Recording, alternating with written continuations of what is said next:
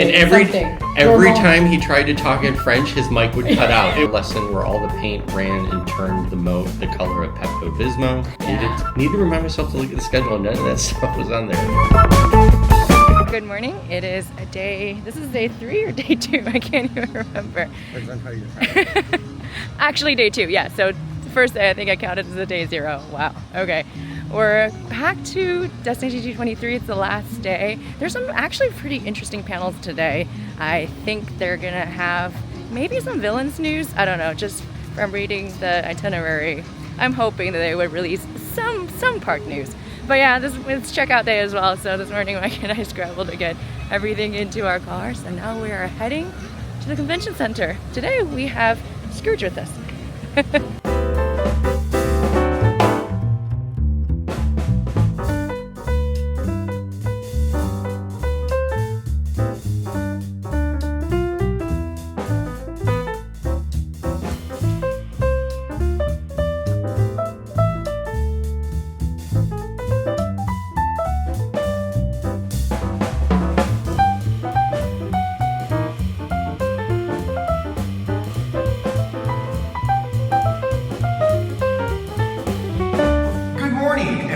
D23 Gold members, it's day 2 and our journey around the worlds of Disney continues. Now, put your hands together as we welcome Disney stars of the Broadway stage and the animated screen, who know that sometimes it's good to be bad. Trust in me.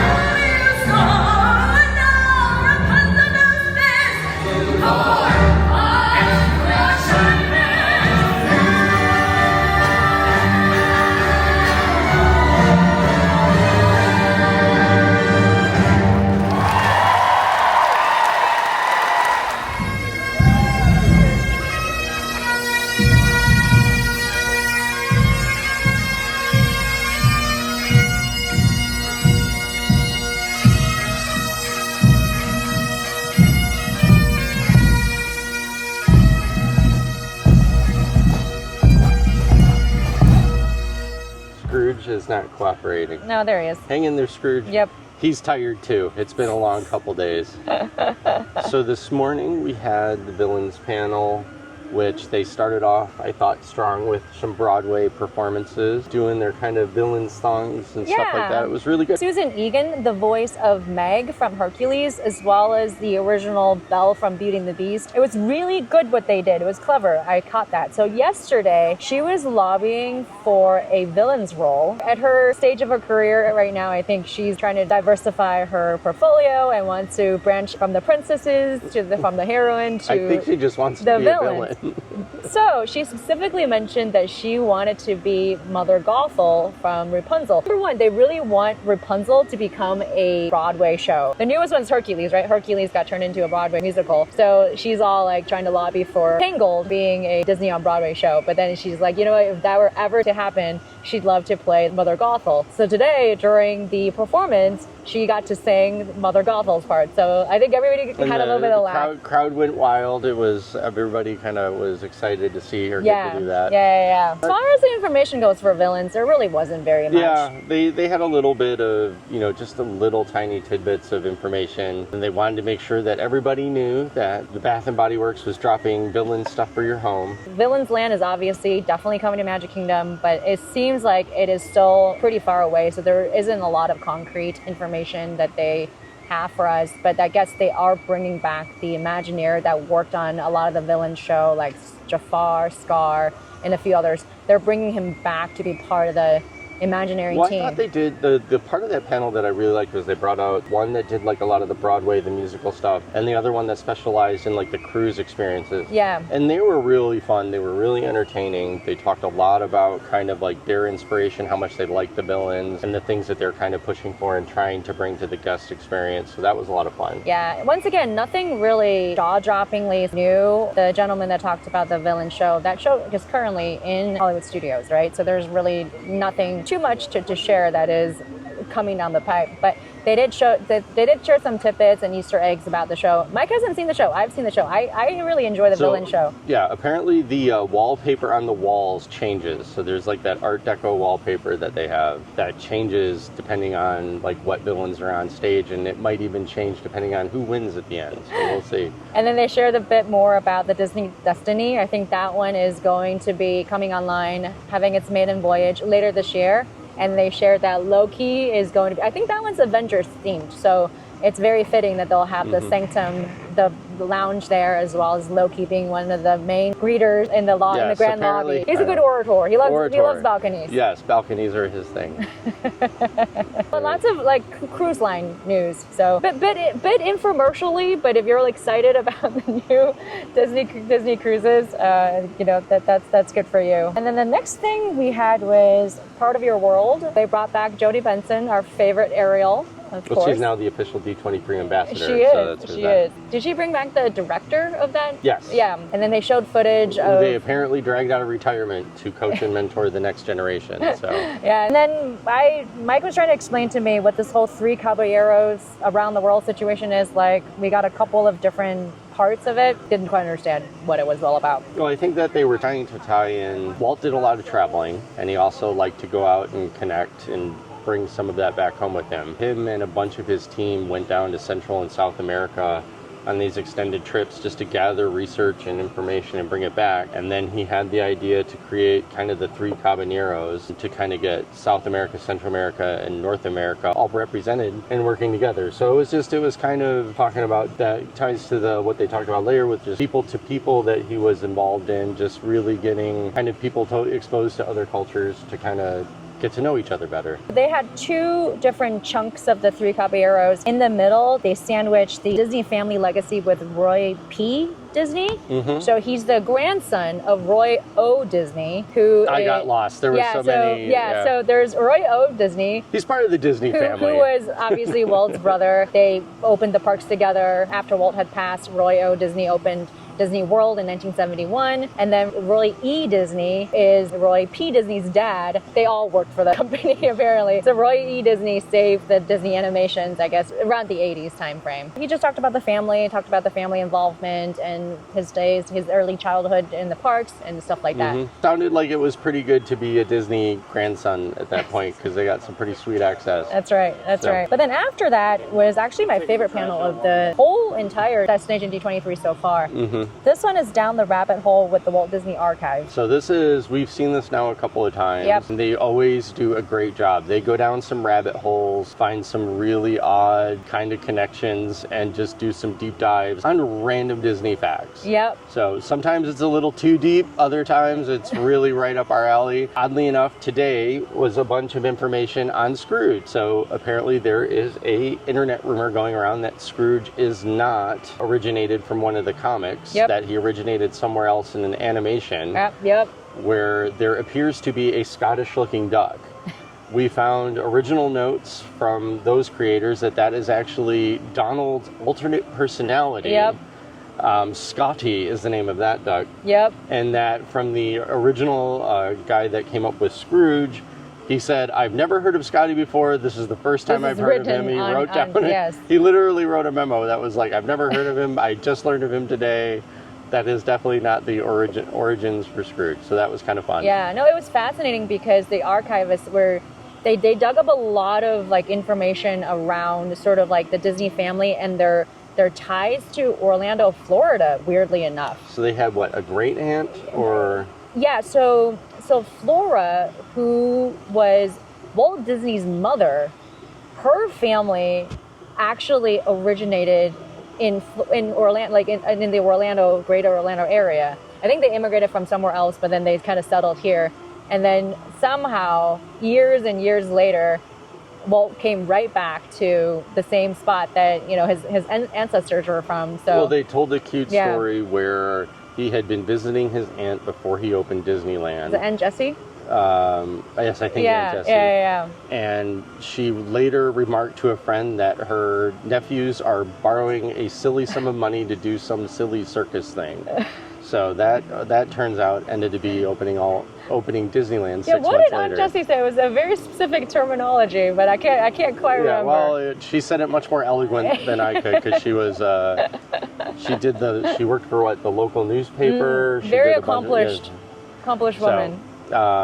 Anyways, I think everybody became Aunt Jessie fans. And then they ended that session with bagpipers. Yes, they had some bagpipers that were formed of a lot of actually the Disney Fire Department and EMT team has a lot of members in there. And then they kind of played out and went out into the lobby, and we kind of got surprised where they came out while we were hanging out there trying to make our way to get to lunch. Yeah, so these were volunteers, right? There were firefighters, ex-cast members, and yeah, it's just a group of people, band. but it's not. Yes, it's just an organization made up of a bunch of people, but some of them tend to be the fire department and EMT. So. Yeah, no. So, anyways, so that was this morning. I honestly, I thought the archive was my favorite too. The presenters were super engaging. They had a very nice story to tell, and then they kind of like clearly not their first time presenting. No, not at all. So I mean, they connected the dots, and they kind of went full circle at one point to kind of show you, you know, we're going down the rabbit hole now, but actually everything is connected. So they were somehow able to connect it all the way to Scotland,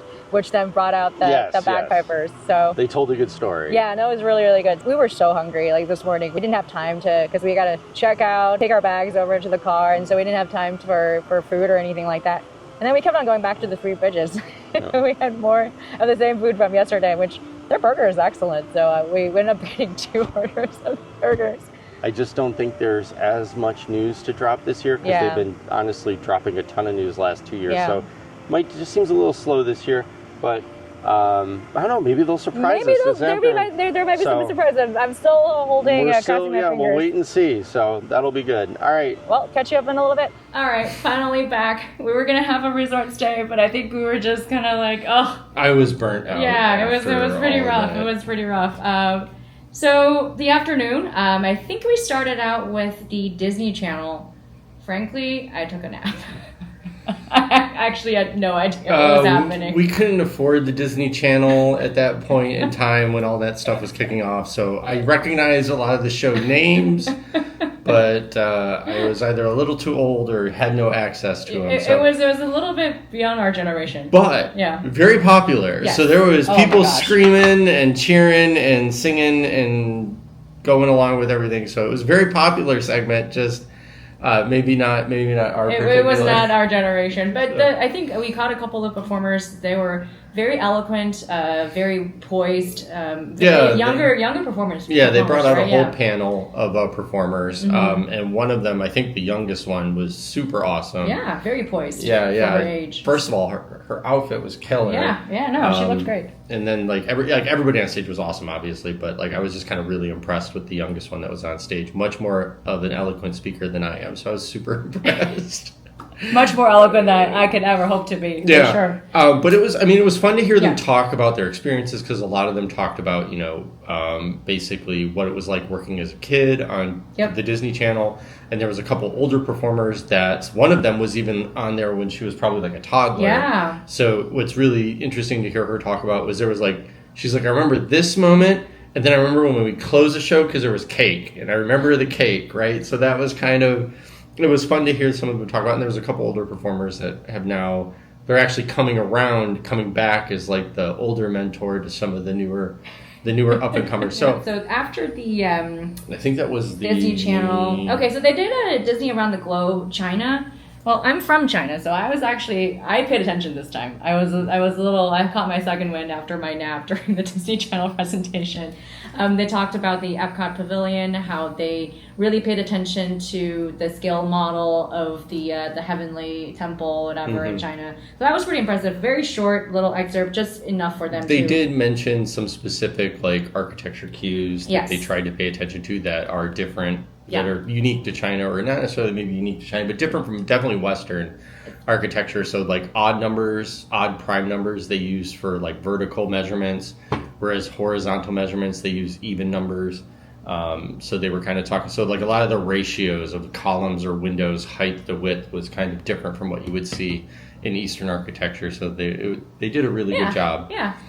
Different feng shui, I think different just architectural sensitivity. No, if only they could upgrade the food in the China pavilion. But don't get us started. That's a whole other That's blog. a whole other thing. So after that, it's a good segue because they talked about architecture and kind of situational, how they place buildings and whatnot. So that kind of rolled into the Beyond the Spires and an insider look at Disney castles. To me, one of the coolest things of that was at the very beginning, they did an intro and they almost had all these like wireframe, almost Tron-like models of that. And I didn't get an image of it, but it looked super cool because they were kind of like building the castle. Yeah. Almost like the Tron logo start. But that was very neat. They had a couple of panelists that came out that had been dealing with the Disney castles for years. One of the gentlemen that was on stage, it sounded like he was the point man for Disney Paris. Yeah. Disneyland Paris. Le Chateau de la Butte. And every time he tried to talk in French, his mic would cut out. It was really, so they swapped the mic out, and then from there on, I think he just gave up on his French. Like the Sleeping Beauty's castle. Yes, but it was very good. There's a dragon in that castle basement that we don't have any dragons. We don't have any dragons. So apparently, when we went to Tokyo Disneyland, that castle is basically the exact replica of the one in Magic Kingdom, so Cinderella's castle. Before, they also had a castle mystery walkthrough. It's based on the Black Cauldron, and it's like Nightmare Fuel. That we did not get to do. We'll have to go back. Oh no. That one is been replaced. Done? Yeah, it's all gone. So there, when the panelist was asking people, member in the audience, if anybody has seen the original castle mystery walkthrough, there were a couple of folks that kind of shouted out. So that's a long time ago. Yeah. But they do have another castle walkthrough now, but we didn't get a chance to do that. So that is something to go back to. And they kind of talked about the castle, and then they talked about the nighttime, spectacular. Obviously, they have Momentous in China, I think, or Illuminate in China and Momentous in Hong Kong. They're all the blur. Yeah, and then they talked about when they were conceptualizing Illuminate in Hong Kong, the castle was in the process of being updated.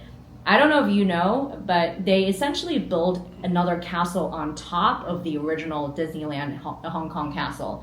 That castle is the exact replica, or used to be the exact replica from the Disneyland OG.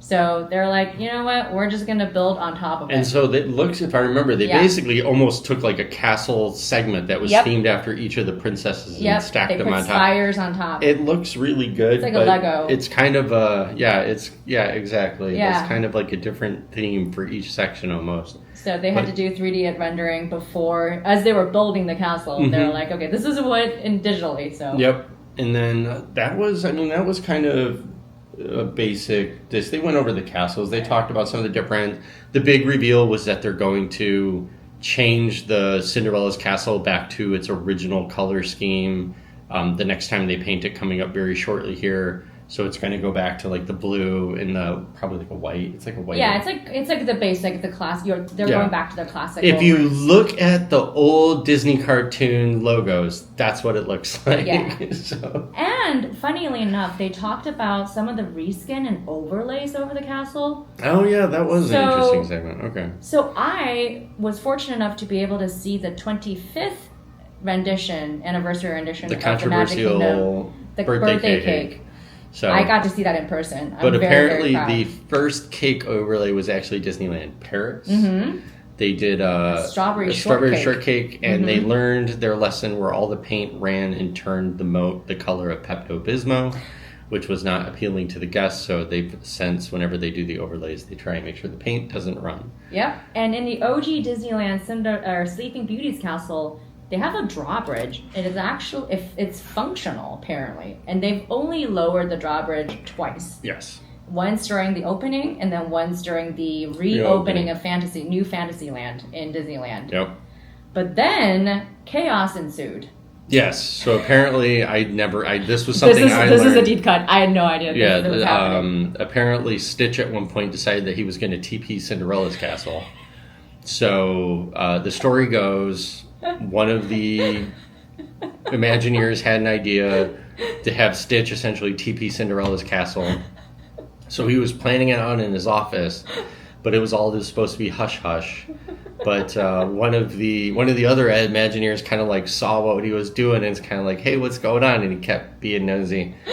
And then eventually, asking if it was going to be single ply or dual ply, possibly even quilted.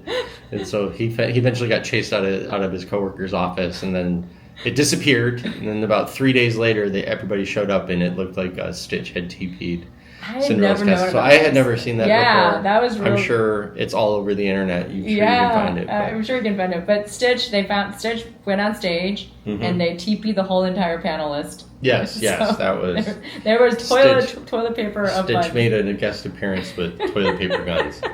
So. And then after that, they did another little 10-minute sort of excerpt on the globe. What is it called? They did the France. Around the globe of France, yeah. So focus on Hunchback of Notre Dame, which then rolled right into the Goofy movie. I don't know, they had a really good transition. Well, the Goofy movie was made in France, so they were talking about that's France, right. and then they were The talking animators in France and how they had made a Goofy movie. So that was a fun panel. Yeah, they did a fun panel with the Goofy movie, but I think we've seen most of it. We saw the Goofy movie panel at the Ultimate Fan event last year, and then we saw the making of movie that's on Disney Plus. So and then there wasn't really anything new for us there, but it was still really good. Yeah. And then that rolled into probably the highlight of the weekend, which is they started off this morning with a bunch of the Disney Broadway talent. Yes. They brought them all back, plus some friends. And they did a 80s and 90s greatest hits Broadway style kind of montage of song after song. It then went through a bunch of the Disney like Saturday morning cartoons, Goof Troop, Darkwing Duck, DuckTales, all sung by Broadway actors. So it's the best you're ever going to hear these songs on. They had the Gummy Bears in there. Yeah. And then finally, they rolled into a open road montage with the whole ensemble with Becky Cline came out, Kevin Lima came out. Goofy's voice, Bill Farmer. Bill Farmer sang Goofy's part, and then Jason Matston, I think. Max's voice actor came out and sang that. And then you even had Kevin, the director, Lima, came out and did like one of the little bits when they're driving down the road, and and then a bunch of Broadway actors singing like the Nuns and the country western girls and all that stuff. So it was really good. Yeah, no, the highlights for me during that show is obviously Susan Egan playing the part of Meg, singing, I can't remember the name of that song. Yes. It's the one about her not being in love. It's not being in love.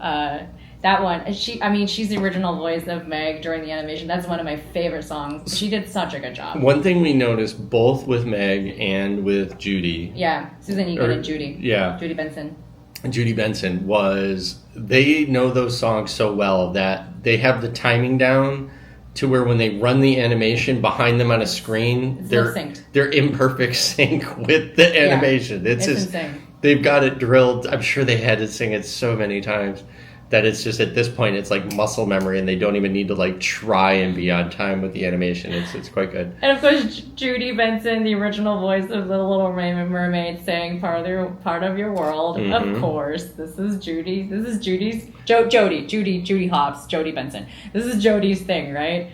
But this time I noticed that Jodie had been on. She was doing some sort of a stage show for Hello Dolly. And her Little Mermaid went a little country. Yes, it did. There was yes. There were some enunciations the ing got a little south. So no, it was great. And then I got to hear Journey to the Past, which is technically it's Anastasia. It's 20th Century, but they got bought. 20th Century Fox, now it's 20th Century Studios. So now Disney owns that IP. Yeah. So technically Anastasia is part of the Disney princess family. So overall, this weekend was, as if you looked at the schedule and you built your expectations around it. It's as promised. It was as promised. There really wasn't any big surprises, which is kind of how they had it billed as. Yeah. So I think the first year we went to D23 or Destination D23, it was like a surprise year where they were making all sorts of announcements. They were blue sky at that point. They were blue sky, but the execs were there. There was a Yeah. bunch of, like, it was really big. And they had a bunch of surprises, and it was a little bit smaller. It was at the Contemporary. And, I think there was like a little bit more kind of swag to take home for everybody. Yeah, there was definitely more swag. And then Expo last year, or Ultimate Fan Event, first year at the Honda Stadium, they really kicked it off. They had all the legends, they did all the stuff, all the talents there. It was amazing. Mm-hmm. This time, definitely not as big as either of those. And I was talking to Mike. I think it's actually not to the fault of Destination D23. I just feel like this is because they had announced so much stuff in the past over the last couple years. There's just not that much because everything is under construction. Yep. Everything is just in process. So they announced. I don't think they really had anything. Yeah, they didn't. So I mean, they announced the opening of Frozen, the World of Frozen in Disneyland Paris. That's coming up in which looks spring, just like Hong Kong. Spring of 2026. It looks exactly like a copy of the one in Hong Kong. So. And then just a couple different things. But again, because they had made they had an media event about a week before Destination 23 that they made some more substantial announcements. Yeah. So they really didn't have much to kind of go over this time. Yep. So overall, I had a great time. It's been a wonderful weekend. Yeah. The Kuzcotopia was great yesterday. That was okay. I really enjoyed that that. was I totally blanked on that for a little bit, but that was great. The Kuzcotopia. I've never been to the Typhoon Lagoon. No. That was a lot of fun, and it was really fun to go there when it was a smaller crowd. Yep. Less kids. There were still some kids, but it wasn't like peak kid time. They had sodas, waters, ice cream sandwiches, popcorn, all that. So that was good, and even there was other stuff. So it was nice. Little difficult to navigate in the dark. There was definitely some areas where I'm like, this would be easier to navigate during the day, but we got to meet some good characters. Yeah, and the transportation situation was really figured out. Yep. That was perfect. Yeah, so the transportation, they didn't leave from the main bus hub. They left from the guest drop-off pickup right outside the convention center. They had really nice charter buses. We got there maybe half hour early, and we were on the very first bus. Yep. So coming home was easy peasy, was great. Or go back to the resort. So my honest take is that Coronado Springs is a beautiful venue. I really enjoy the resort. Yeah, I was not anticipating that to be as nice as it was. I hadn't really done any homework on Coronado Springs or anything like that. Yeah. The new tower's gorgeous. There's a huge bar in there that's beautiful. Yep. The tower at night, they kind of got like some shimmering lights on the fact that almost make it look like fire, kind of like they got torches on the side of the building, kind of like light it up. It's centered around a really nice lake. There's, it's quiet. Quiet. It was so quiet. That's a good point. There's a bunch of restaurants. It's really geared up to do something like this. They have the capacity. And on the first day, when there was, everybody got out. Like the one place that you could quick order, they had a separate table set up. They had things queued up. The guy had said that they had gotten the kitchen staff fired up early, so they were rocking and rolling, and you could place an order and it would be ready to go in 5-10 minutes. It was fast. It was quick. It was fast, and the food was really good. Food was very good over at the Three Bridges. The Three Bridges, the Three Bridges Cantina or whatever it was. Yeah, we just basically in the morning we knew that maybe during lunchtime is going to be a bit of a crowd, so we just pre-ordered ahead, mobile ordered, picked it up right away. It was really no delay. Today was on time. It was great. Today everything was on time. They maybe ran like 5 minutes over. Yeah. And they ran to like 10:05. But they had the marching band and all that stuff today. Yeah. So overall, sorry, I started to wrap up and Jim reminded me we had some other. Overall, it was an enjoyable weekend. Enjoyable. Glad we came. Yeah. So in the back of my head, in my primitive brain, I was thinking like last year or the year before, and I just need to remind myself to look at the schedule, and none of that stuff was on there. But we have to keep reminding ourselves. It's not a game of comparison because year after year it's different. It's going to be a different venue, different crowd, different information. So you should just set your expectation. But I would still, hey, if you've never done if you've never done the Ultimate Fan event, and you're kind of nervous because it's really intense, I think this is a great way to come and check out kind of like the Disney Fan D23 events. Check it out. It's much more low key, still pretty intense. If you're into collecting pins or buying pins, that's that on the very first day. That's kind of like the busy, most intense thing. Yep. The rest of the weekend, the shops weren't busy. No, not at all. They weren't that crazy. It wasn't like Ultimate Fan event last year where it was like day after day there was queue after queue for whatever. And there weren't that any. There weren't too many like exclusive event only merch where people were they had a couple of things like there was a Roosevelt shirt that I got that's technically being released early here, but it'll be available to everybody else. Like Bed Bath and Body Works. The rest of the stuff is like the Destination D23 specific things, which actually this year was kind of cool because they didn't have the year splattered all over it, which is something now some people love.